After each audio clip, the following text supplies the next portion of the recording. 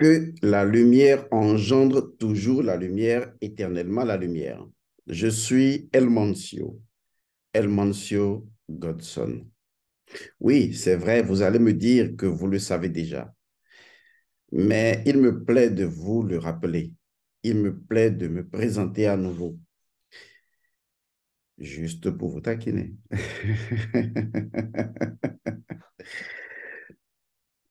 Aujourd'hui, je vais faire une introduction à quelque chose de troublant. Il s'agit de ce que j'appellerai l'affaire Paradis. Oui, vous avez bien entendu. J'ai présenté la dernière fois, dans la dernière capsule, si je m'en souviens, j'ai parlé de la nativité comme étant une arnaque religieuse. J'ai vu plusieurs commentaires passer, des personnes qui expliquent les choses. Cette fois-ci, je n'ai pas voulu m'y mêler. J'ai voulu observer les discussions, les échanges, pour me faire une idée sur les croyances, les idéologies qui meuvent les individus qui interagissent en commentaire.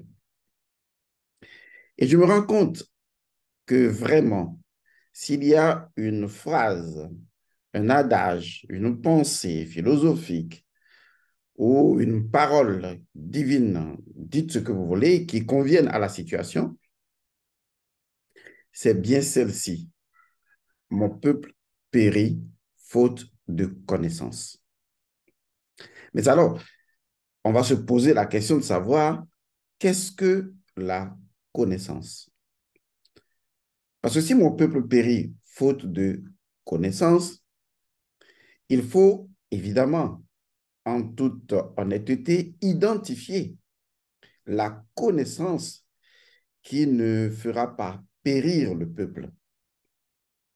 Et quand on parle de la mort spirituelle, c'est de ça qu'il s'agit du peuple, il ne s'agit pas véritablement d'une absence totale d'esprit. Il s'agit simplement d'un comportement dystopique, d'une forme de dissociation cognitive, d'une perte identitaire. Alors, la connaissance, c'est quoi? Il faut donc comprendre la connaissance. Qu'est-ce qui peut nous garantir que justement ce que nous avons, c'est là, c'est ça la connaissance. Laissez-moi vous clarifier un peu les choses. La connaissance dans son principe premier, dont je parlerai ultérieurement, n'est pas une chose qu'on peut avoir. Ce n'est pas non plus une chose qu'on peut chercher. Vous pouvez chercher de l'information. Vous pouvez même chercher le savoir. La connaissance, non. La connaissance oblige une implication d'une dimension de vous, la dimension de la prise de conscience de vous qui est en relation avec une donnée formidable, celle que ce que vous cherchez à connaître ou ce que vous connaîtrez ou ce que vous voudriez connaître, c'est forcément, forcément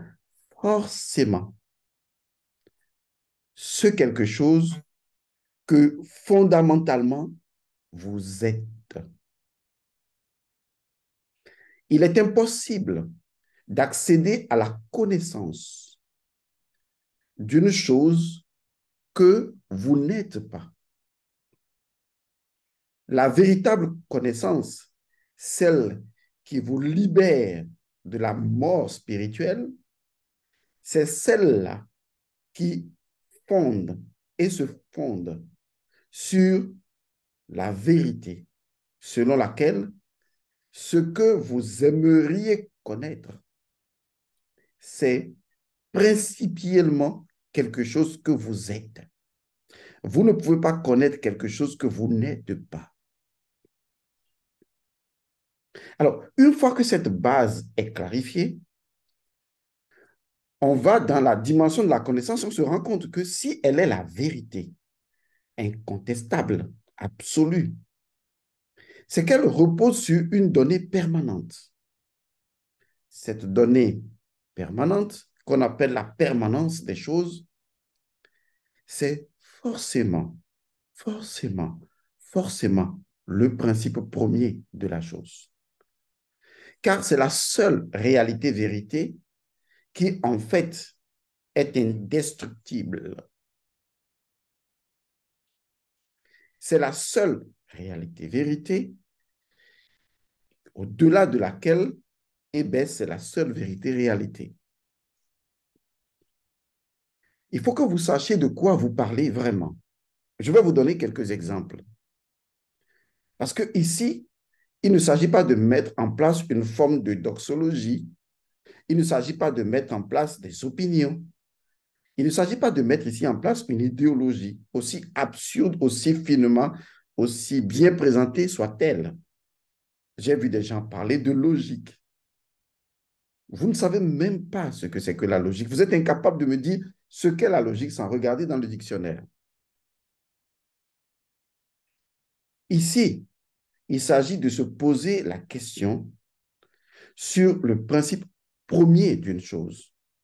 Et donc, je vais vous donner des exemples clairs parce que vous comprendrez à partir de là que non seulement nous avons la connaissance certaine, vraie, vérifiable de la spiritualité ancestrale, mais vous verrez qu'elle est la seule capable de vous affranchir des illusions de formes d'idéologie, de connaissances, de doxologie et de vous rendre à vous. Je vais juste vous poser quelques questions. Des questions que vous n'osez vraiment pas vous poser. Parce qu'il faut oser poser certaines questions pour justement briser les limites. Puisque le principe même de la connaissance signifie, dans sa réalité-vérité, que nul ne peut sauter par-dessus son ombre. Parce que si vous sautez, votre ombre saute avec vous. Vous ne pouvez pas sauter par-dessus votre ombre. Et donc, vous ne pouvez pas agir au-delà de la connaissance que vous avez. Et vous ne pouvez pas acquérir plus de connaissances que ceux dont vous êtes éveillé que vous êtes.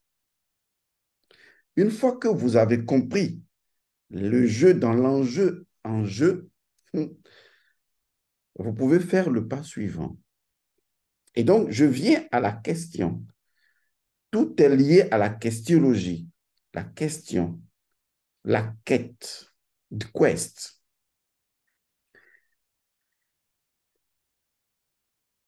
Quelle est l'origine des anges? Vous allez regarder dans les dictionnaires, dans les livres lus. On vous dira que les anges sont des créatures que Dieu a créées ou patati patata. Mais posez-vous la question, est-ce que ça répond à la question que vous avez posée? On n'est pas dans une interrogation, on est dans une question. Vous savez très bien que les réponses qui vous sont fournies sur les anges, honnêtement, ne vous satisfont pas vraiment. Mais vous les acceptez parce que vous n'osez pas poser une autre question pour remettre en cause cette pseudo-vérité. Et tant que vous n'oserez pas poser la question de la question de la question et le pourquoi du pourquoi du pourquoi, eh bien, vous n'accéderez jamais à la connaissance.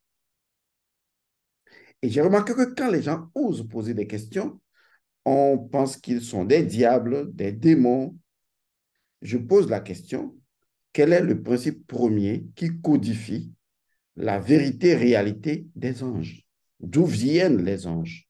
Pourquoi ont-ils des ailes? Est-ce que vous posez cette question? Oui, quelqu'un a écrit le mystère de la foi. Vous savez, cette phrase, le mystère de la foi, c'est la preuve de votre endoctrinement. Parce que vous parlez de quelque chose dont vous ne maîtrisez même pas le principe premier. Alors dites-moi, quel est le principe premier de la foi? Vous voyez, c'est là que nous avons un vrai problème. Nous avons des individus qui ont des comportements abracadabrantesques, qui se comportent comme des personnes qui semblent connaître des choses, mais qui ne connaissent pas les choses. Vous sortez une phrase, je n'ai rien contre la personne, et je prends ça comme exemple pour revenir à d'autres. Vous parlez du mystère de la foi. Mais non, soyons sérieux là. Soyez sérieux avec vous-même et avec vos enfants. Quand votre enfant va vous poser la question, quel est le principe premier de la foi? Est-ce que vous êtes en mesure de répondre? Surtout quand vous lui sortez une aberration comme c'est le mystère de la foi. Mais c'est quoi le mystère de la foi? Votre raisonnement s'arrête là. Ça n'ira pas plus loin. Parce que tout simplement, vous avez refusé de regarder sous la robe de Dieu pour voir s'il a un pénis ou il a un vagin ou les deux.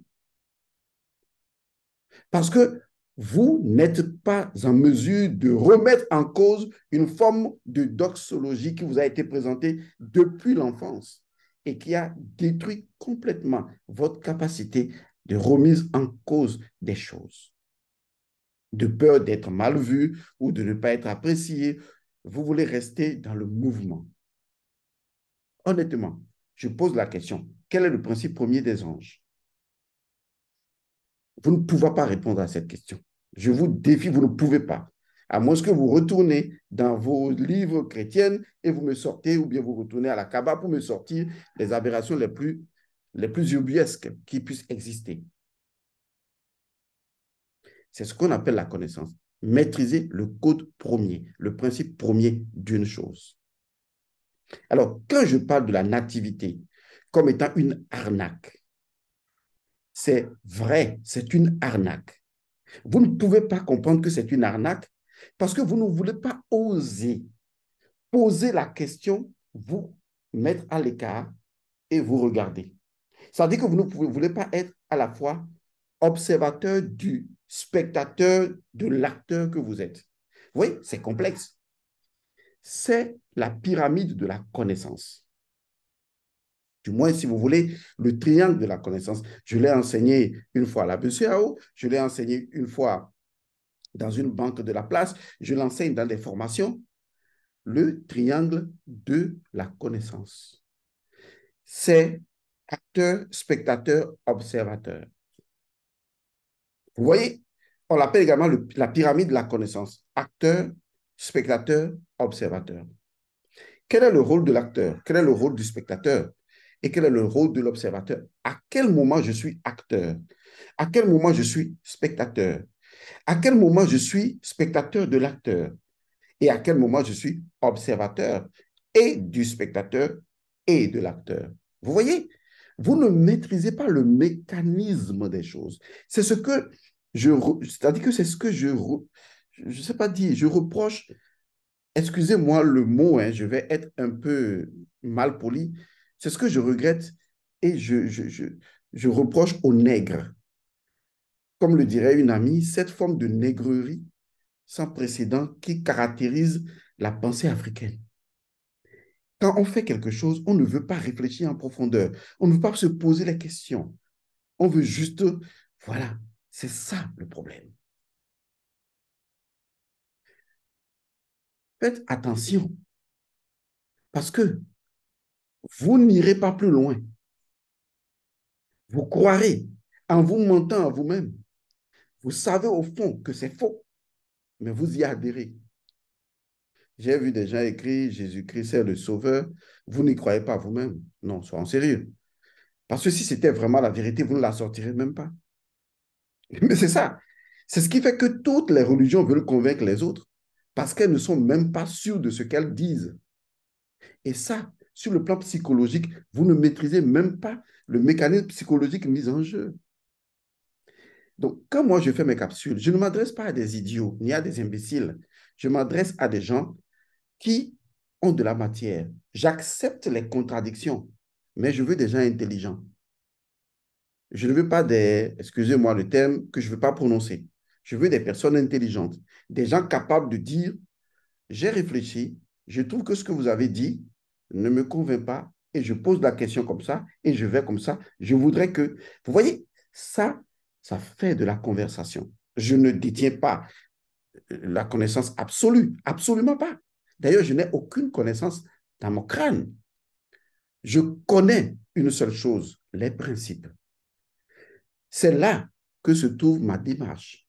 Ma démarche, c'est l'ontologique de la chose elle-même.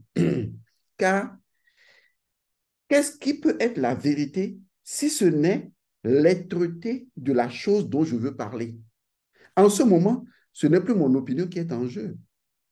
C'est la chose elle-même qui dit ce qu'elle est. Et par conséquent, je n'invente rien sur la chose. Est-ce que vous voyez la démarche? Il faut bien comprendre ma démarche. Je ne dis pas des choses sur les choses. Je recherche le principe premier de la chose, ce qui fait la vérité de la chose, et je l'énonce. Et donc, ça devient, excusez le mot, même si ça vous paraît un peu trop osé, ça devient incontestable, jusqu'à ce que vous me prouviez que le principe premier, tel qu'énoncé, est erroné. En ce moment, le débat est ouvert. Et donc, je reviens. Quel est le principe premier des anges? Oui, c'est de ça qu'il s'agit. OK, allons-y pour une autre question. Quel est le mécanisme du paradis? Parce que c'est de ça que je veux parler. Et quand je vais encore en parler, vous allez réagir comme des enfants pour la plupart des personnes. Excusez-moi d'être un peu aussi direct. Hein. Euh, Franchement, que ça vous plaise ou ça vous déplaise, vous connaissez ma position, je m'en fous. Je ne suis pas là pour vous plaire. D'accord? Tous ceux qui vous ont plu, vous les avez assassinés en fin de compte, donc ce n'est pas la peine. Moi, je ne suis pas là pour vous plaire. Je me plais à moi-même, ça me va. Oui, je suis peut-être égoïste, orgueilleux. Dites tout ce que vous voulez. Moi-même, je me le dis souvent, donc ce n'est pas la peine de le répéter, je le sais. Et parce que je sais être moi. Est-ce que vous comprenez ça? Je ne suis pas pédant, je ne suis pas suffisant, non, pas du tout. Toutes les personnes qui vous parleront de moi vous diront que je suis toujours comme un enfant. Parce que c'est la meilleure façon de continuellement apprendre. La nature n'ouvre ses secrets qu'aux enfants. Quand je parle des enfants, je ne parle pas des enfants bébés que vous mettez au monde, mais je parle des initiés, ceux qui ont ouvert leur glande pinéale. C'est eux qu'on appelle les enfants sur le plan initiatique. Parce que quand ils approchent les choses avec humilité. Quand j'approche un arbre, je n'approche pas l'arbre en lui disant ce que je sais de l'arbre. Je laisse l'arbre me dire ce qu'il a à me dire. Je laisse les objets me dire ce qu'ils ont à me dire. Je les écoute. Je me mets dans la disposition de celui qui veut apprendre de ces choses. Et ma conscience comprend les choses.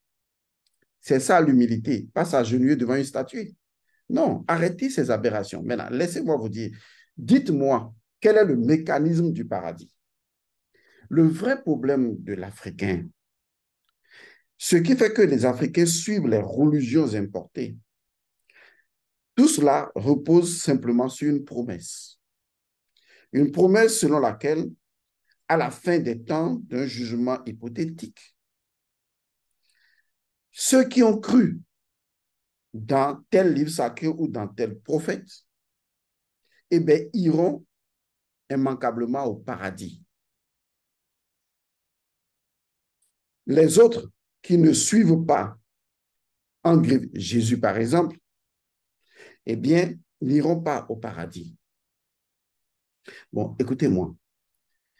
Est-ce que vous vous entendez parler? Jésus est apparu quand? Selon même votre histoire. Donc, ça veut dire que depuis des millions d'années, personne ne pouvait être sauvé. Et ça, on vous a présenté encore une doxologie qui répond à votre question. Et vous croyez ça? Sur quelle preuve vous croyez ça? Est-ce que vous avez déjà demandé la preuve de l'existence du paradis? Quel est le mécanisme, le principe premier qui codifie le paradis? Ne soyez pas bêtes. Même vos enfants sont plus intelligents que vous. En tout cas, je le dis en toute honnêteté, parce que moi, j'ai eu des enfants et je sais comment mes enfants, non, quand même, ils sont très embêtants positivement. L'enfant vous pose des questions de la question de la question. Et c'est là que vous réalisez que mais vous avez toujours été con parce que vous n'avez jamais posé la question. L'enfant peut vous demander, mais comment, papa, tu es sûr que grand-père allait au paradis? Tu réponds comment à cette question? Non, réponds. Ah non, le Seigneur Jésus est là amené au paradis. Tu sais, ton grand-père, il a toujours bien agi, il ira au paradis. Foutaise. Non, foutaise. Et donc, vous croyez à ces foutaises, vous? Vous êtes sûr que vous êtes sérieux là? Non, soyons sérieux. Vous êtes sérieux? Et grand-père, qu'est-ce qui prouve que grand-mère est allée au paradis avec les anges? Tu sais, ta grand-mère, elle était pieuse, elle allait à l'église, et donc Dieu l'a acceptée dans son paradis. Non, écoutez, tu dis à ton enfant que grand-mère est allée au paradis. Tu en as la preuve, toi. Et c'est dans ça que vous vivez. Une forme de promesse, une illusion. Et donc, vous y croyez. Non, mais sois sérieux, là. C'est pas possible, c'est dingue, quoi. C'est pas vrai. C'est ça que vous appelez le mystère de la foi? Non, mais vous me faites rire, quoi. Vous n'êtes pas capable de tenir un débat. Je suis désolé.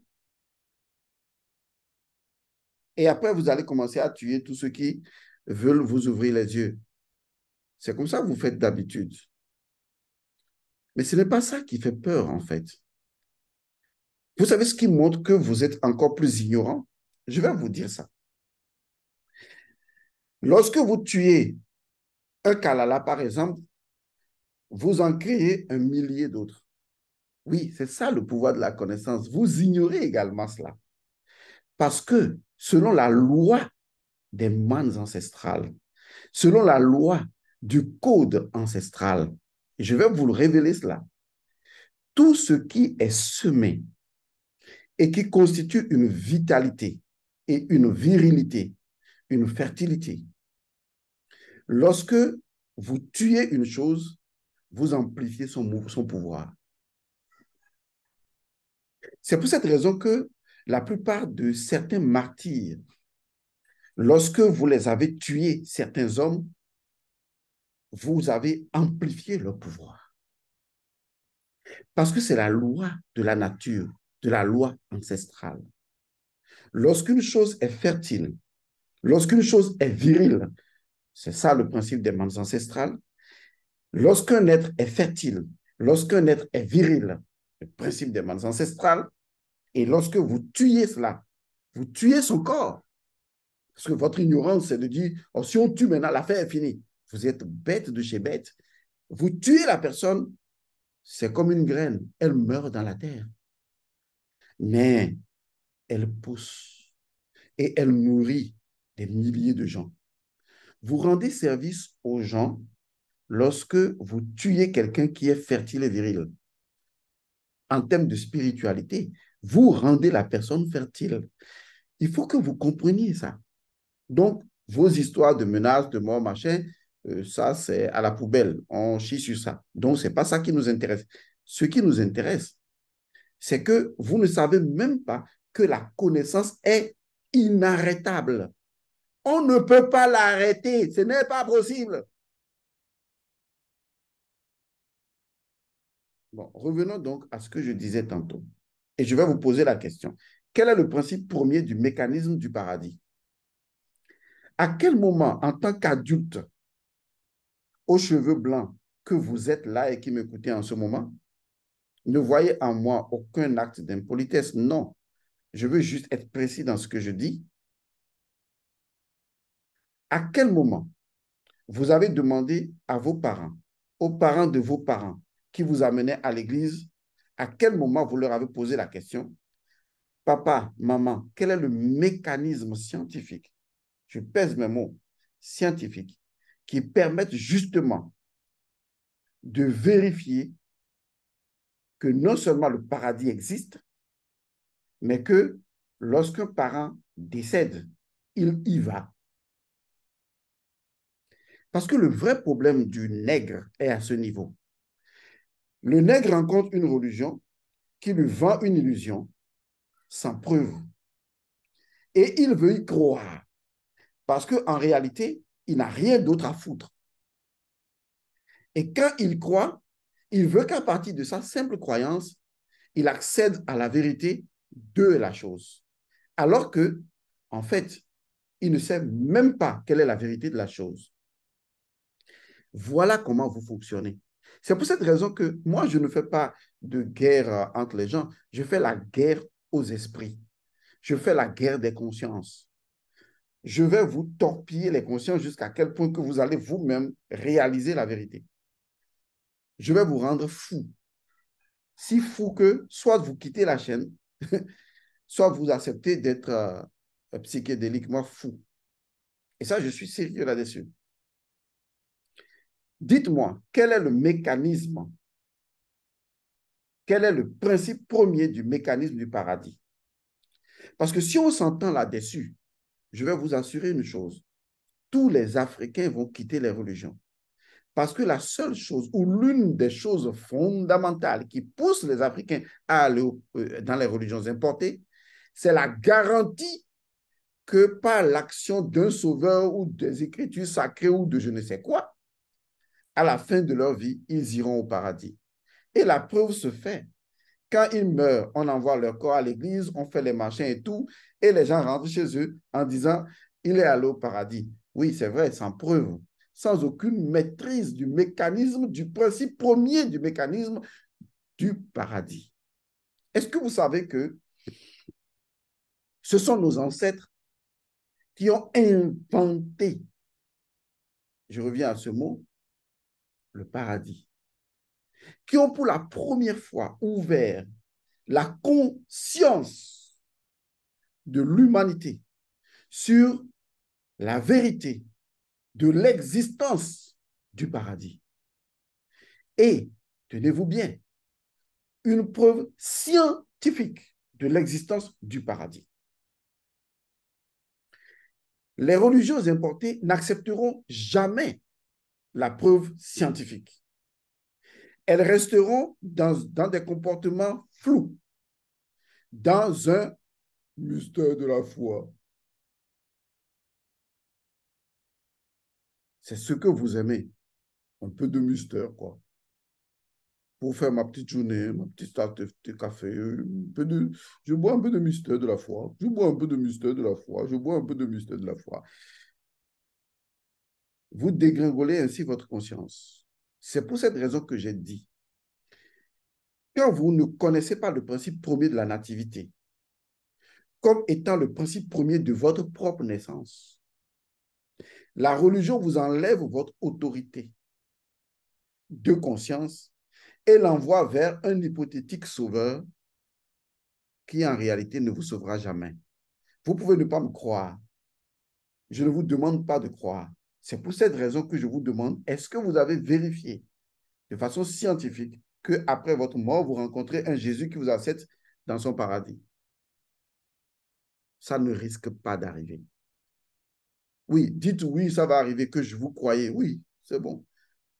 Ce n'est pas parce que vous avez cru dans votre sommeil que vous êtes riche, qu'en vous réveillant, vous avez trouvé l'argent. C'est exactement ça qui va se produire. Là maintenant, vous êtes dans une illusion de croyance. Le grand réveil, c'est quand vous allez mourir, vous allez vous retrouver de l'autre côté. C'est là que vous allez constater qu'en fait, vos croyances n'ont absolument servi à rien. C'est exactement l'exemple. Vous dormez la nuit et vous rêvez que vous êtes assis sur un tas d'or. Vous vous réveillez le matin, vous voyez qu'en fait, vous êtes toujours dans votre pauvre lit. C'est ce qui va se passer. C'est ce que fait l'illusion de la croyance, l'illusion de la connaissance. Alors dites-moi, quel est le principe premier du mécanisme du paradis? La maths, et d'ailleurs, si vous le voulez, dites-le moi en commentaire, je peux vous faire une formation intégrale sur la maths. Mais cette formation va durer 3 ans. Oui, ça vous paraît extraordinaire, n'est-ce pas? La maths seule est une formation qui va durer 3 ans. Et à l'intérieur de la maths, vous trouverez le mécanisme, je dis bien le mécanisme, comme le mécanisme d'une voiture. Et quand on parle du mécanisme d'une chose, on est déjà dans le factuel, là. Le mécanisme du paradis. vous le comprendrez. Alors, maintenant, pour finir, je vais vous donner juste un encart, quelque chose à grignoter concernant le paradis. Vous avez entendu souvent qu'il a été dit que si vous agissez mal, ou si vous ne croyez pas en Jésus, eh bien, vous irez en enfer pour l'éternité. On est d'accord? Et si vous y croyez, vous irez au paradis pour l'éternité. Bon, je sais que ce n'est pas absurde dans votre tête. Bon, c'est bon, il n'y a pas de souci. Quand vous confondez vengeance et justice, vous voyez, ça tourne pas rond dans votre crâne, quoi. Parce que tout le monde, vous confondez toujours vengeance et justice. Vous n'avez pas idée jusqu'à quel point les religions importées ont remplacé en vérité la justice de la maths par la vengeance qu'ils ont mise entre les mains d'un Dieu, un hypothétique Dieu, et qu'ils vous ont enseigné. Vous confondez vraiment les deux. Oui, vengeance et justice. Il faut comprendre d'abord ce que signifie la justice au cœur même de la maths. Donc, pour revenir à mon sujet, lorsque vous, en tant qu'individu, il y a une chose qui me vient à l'esprit. Quand quelqu'un vous dit que vous irez éternellement en enfer, c'est parce qu'il n'y a plus rien de bon en vous. On est d'accord. Et si quelqu'un dit que vous serez éternellement au paradis, c'est qu'il y a tout de bon en vous. Alors, laissez-moi vous dire une chose. Est-ce que vous connaissez le principe de l'esprit ou l'un des principes de l'esprit? D'abord, est-ce que vous savez ce qu'est l'esprit? Parce que l'esprit est différent du mental. L'esprit est différent du mental et de l'âme. Et l'âme est différente du corps astral. Parce qu'il faut que vous connaissiez les choses. Alors, si l'esprit est différent du mental et que l'esprit est différent de l'âme, la question à se poser, est-ce que l'esprit est d'une certaine manière corruptible? Ou est-ce que c'est l'âme qui est corruptible? Alors, laissez-moi vous situer tout de suite. L'âme, parce qu'elle entre dans le mouvement, l'esprit n'entre pas dans le mouvement. L'esprit est le tout. C'est pour cette raison que le caractère inhérent à la nature de l'esprit, c'est l'imputrexibilité, c'est-à-dire l'incorruptibilité. Quel que soit ce que vous pouvez faire sur cette terre, quels que soient les crimes les plus abominables que vous pouvez commettre, je ne vous encourage pas à le faire, ce n'est pas ce que je dis. Votre esprit est imputrexible. Le caractère imputrexibilité de votre esprit est garanti. Votre esprit est intouchable. Votre esprit est toujours transcendant, immortel, éternel. Votre esprit est le tout. Par contre, votre âme, qui est un peu comme une côte tirée de l'esprit, jetée dans le mouvement, parce que votre âme représente Eva. On expliquera tout ça. Votre âme, à travers le corps astral, dans le mouvement, puisque l'esprit n'est plus dans le mouvement, c'est l'âme avec son corps astral qui est dans le mouvement, et donc c'est l'âme qui est sur le chemin initiatique. Il ne faut pas confondre les choses. C'est vrai que des fois on dit l'esprit est sur le chemin initiatique, mais en fait, de façon, pour corriger le langage initiatique, c'est l'âme. On parle des pérégrinations de l'âme. C'est l'âme qui est sur le chemin de la transformation. Et l'expérience de l'âme sera naturellement reversée à l'esprit pour produire au sein de l'esprit l'éveil. Est-ce que vous voyez? Donc, votre esprit est dans son caractère d'imputrexibilité, d'incorruptibilité. Ça veut dire que rien, absolument rien, ne peut corrompre votre esprit parce qu'il est transcendant. Il faut vraiment comprendre le livre des morts que j'ai écrit et même le livre des morts égyptiens. À partir de ce moment, le paradis, enfin, votre histoire d'enfer tombe à l'eau. Puisque si quelqu'un peut aller en enfer éternellement, ça veut dire qu'il n'y a plus rien de bon en lui. Mais par contre, si l'esprit, vous voyez, est imputrexible, si l'esprit est incorruptible, Ça veut dire que même s'il y avait un hypothétique enfer dans lequel l'âme pouvait se retrouver compte tenu de ses comportements, mais il y a la possibilité totale que l'esprit imputrexible peut absolument métamorphoser l'âme et la sortir de cet enfer. Encore que vous n'avez jamais posé la question à la religion chrétienne, quel est le principe premier de l'enfer? Vous n'en savez rien.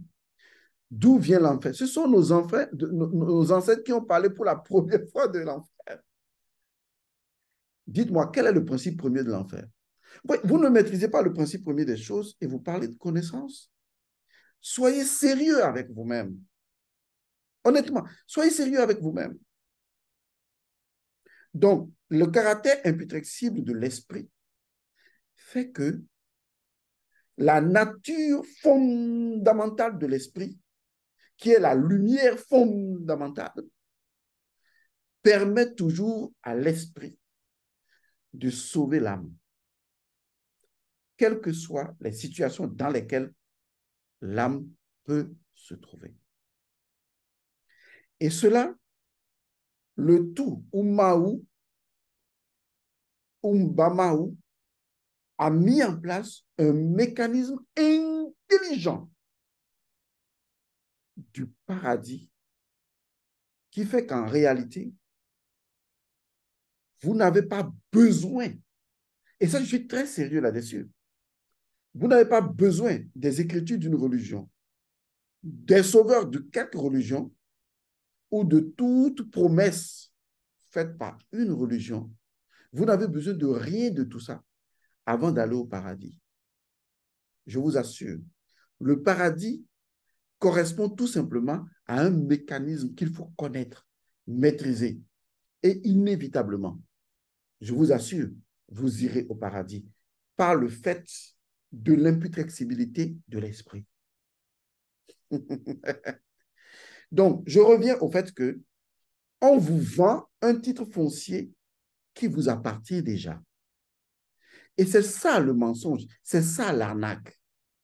On vient vous vendre une idéologie comme quoi, si vous croyez en tel sauveur, en telle religion, vous irez au paradis, alors que le mécanisme même naturel du paradis fait que vous ne pouvez absolument pas manquer le paradis, à moins que vous faites un autre choix volontaire. C'est pourquoi je pose la question, depuis que l'Église vous enseigne le paradis, à quel moment vous lui avez demandé quel est vraiment le mécanisme principiel, l'ontologique, l'être-té du paradis? Vous lui avez posé la question une fois. Alors, pour finir, laissez-moi vous dire ceci. Elmonsur Godson ira forcément au paradis. Parce que Elmonsur Godson est d'ores et déjà au paradis. Et Elmonsur Godson a toujours été ici et maintenant au paradis. Je n'ai pas besoin de croire dans le Coran, ni dans la Bible, ni en Jésus, ni en Bouddha, ni en ce que vous voulez, même si ce n'est pas la même chose avec Bouddha. Je n'ai pas besoin d'un sauveur pour aller au paradis. Il faut que vous commenciez à le comprendre. Le paradis, personne ne peut vous y amener. Il n'y a pas un maître spirituel qui est là et vous croyez dans une religion qu'à la fin, le maître, vous mourrez, le maître vient et vous amène. Oui, c'est toujours l'idée religieuse qui est là. La vérité, c'est de rechercher le mécanisme du paradis. Lorsque vous rentrez dans votre voiture, vous mettez la clé, vous êtes absolument sûr que le moteur va démarrer. Parce qu'il y a un mécanisme. Et si le moteur ne démarre pas, vous n'êtes pas étonné. Parce que vous savez qu'il y a forcément quelque chose qui n'a pas bien fonctionné. C'est ça un mécanisme. Vous rectifiez la chose qui ne fonctionnait pas bien et puis vous démarrez votre voiture. Le paradis est une simple affaire de mécanisme. Si vous maîtrisez son principe premier, inévitablement, quelle que soit la religion à laquelle vous appartenez, et même si vous êtes un athée, quel que soit le milieu dans lequel vous êtes animiste, vous êtes tout ce que vous voulez, vous irez forcément au paradis. Parce que le paradis, c'est comme une pomme qui pousse. C'est comme le raisin sur la terre. C'est comme l'eau que vous buvez. Dites-moi, à quelle religion appartient l'eau?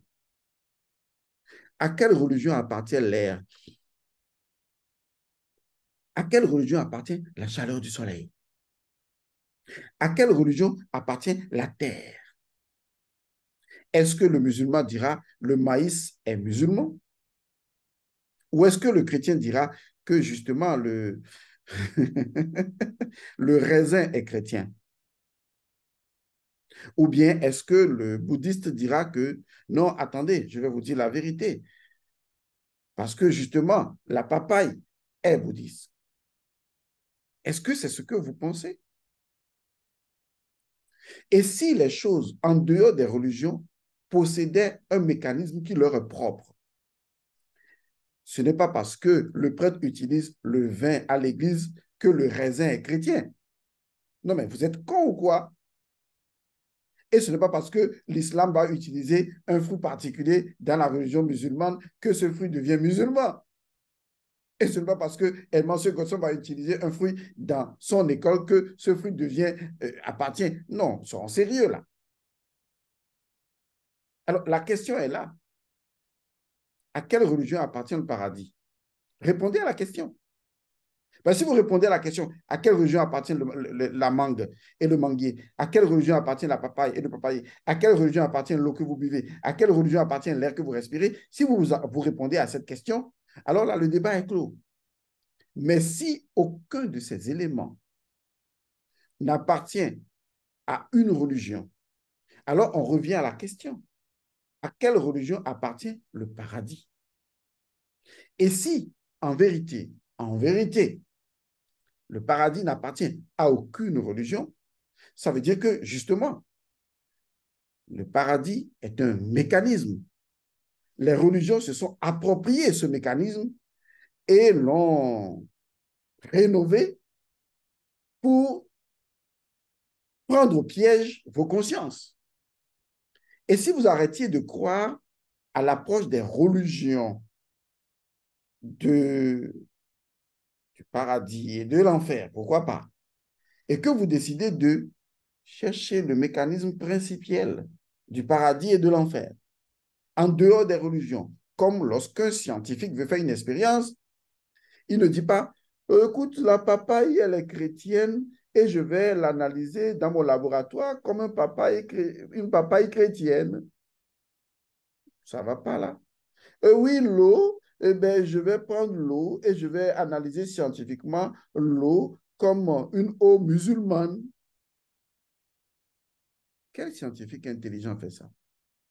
Et quel homme intelligent fait ça? Non, soyons sérieux. Alors, la question est là. Est-ce que vous voulez connaître le paradis en dehors des religions? Est-ce que vous voulez connaître le paradis en dehors de l'islam, en dehors du christianisme, en dehors de n'importe quelle religion? Est-ce que vous voulez connaître le paradis en dehors de tout ça? Parce qu'en dehors de ces religions qui ont commencé à exister à un moment donné, le paradis préexistait en tant que mécanisme naturel. Et si vous décidez alors de connaître le mécanisme naturel du paradis, est-ce que vous commettez une faute ou comment? Ou simplement vous entrez dans la vérité des choses? C'est ça la démarche de Helmut Godson. À quel moment vous, en buvant de l'eau, vous dites cette eau appartient à Jésus-Christ, je vais la boire. Ou cette eau appartient à Mahomet et à la religion musulmane, je vais la boire. Quand vous allez au marché acheter, vous achetez parce que la dame est musulmane ou la dame est chrétienne. Est-ce que vous savez le chemin que la nourriture que vous mangez a pris avant d'être dans votre casserole? Vous vous égosiez, allez acheter au marché, vous déposez. Qui l'a cultivé? Est-ce un musulman? Est-ce un chrétien? Est-ce un bouddhiste? Vous ne vous posez pas cette question parce que vous savez que ce sont des choses de la nature. Et donc, vous consommez ça parce que vous savez de fait que la nourriture n'appartient à aucune religion. Peut-être que c'est, je dis n'importe quoi, un adorateur de Satan qui a son champ quelque part et qui a cultivé le maïs. Peut-être que c'est un adorateur de vaudou que vous détestez, qui a cultivé son maïs, qui est propriétaire du champ de maïs et qui vous envoie ça en ville. Les moutons et les bœufs que vous mangez, ben, peut-être que c'est un bouddhiste ou je n'en sais rien. Bon, les bouddhistes ne font pas ça. Peut-être que c'est un musulman qui fait ça. Et vous achetez le mouton et vous mangez ça en tant que chrétien. Mais à quel moment vous avez posé la question au mouton? Mouton, écoute-moi, je veux savoir, qui t'a élevé? Tu viens d'où? C'est un musulman, c'est un Al-Qaïda. Il vient d'où? Dis-moi la vérité, non? Parce que sinon, moi, je ne vais pas t'acheter. Hein. Et le mouton dit, il dit qu'est-ce que tu racontes là, mouton? Dis-moi, est-ce que c'est un musulman? Parce que les musulmans, moi, j'ai déjà dit, n'iront pas au paradis. Donc, si c'est un musulman qui t'a élevé, c'est sûr que ta viande là va me compliquer le paradis. C'est ce que vous faites, vous, là. Arrêtez de vous mentir à vous-même. Arrêtez ça. Parce que si vous n'arrêtez pas de vous mentir à vous-même, vous ne connaîtrez jamais la vérité. Et moi, je vous dirai ce qui est. Alors, quant à savoir si elle mange coton ira au paradis, c'est absolu, c'est certain. Parce que je maîtrise le mécanisme du paradis. Et le paradis, j'y suis déjà. Et même après la mort de mon corps physique, j'irai inévitablement au paradis. Je n'ai pas besoin de vos rites. Je n'ai pas besoin de vos accompagnements. Non, je me le garantis avant même de partir. C'est ça, un initié. Parce qu'il maîtrise le mécanisme du paradis. Et donc, dans la maths, dites-moi, si vous voulez que je vous enseigne la maths dans une formation sur 3 ans, dites-le moi. Vous connaîtrez tellement de choses qu'en fait, vous arrêterez d'aller à l'église parce qu'en fait, vous allez réaliser que l'église ou les religions ne font que prendre les choses qui vous appartiennent naturellement pour vous les revendre comme si elles ne vous appartenaient pas. Le jour viendra où on vous vendra vous-même votre propre organe sexuel. Je vous assure. Vous verrez. Ils sont fâchés. Fâchez-vous. Je m'en fous. Portez-vous bien.